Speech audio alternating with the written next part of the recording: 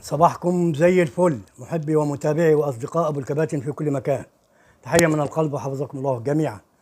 انتهت مباراه كاس الرابطه في نسخته الثانيه، سيراميكا برباعيه مقابل هدف على المصري.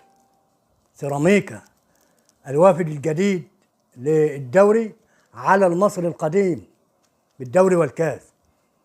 النهارده سيراميكا وعلقه ساخنه للمصري البورسعيدي، يتوج لأول مرة في تاريخه بكأس رابطة المحترفين المصري، وأصبح هناك دولاب في نادي سيراميكا يستقبل البطولات، وأولها كأس الرابطة الأندية المحترفين.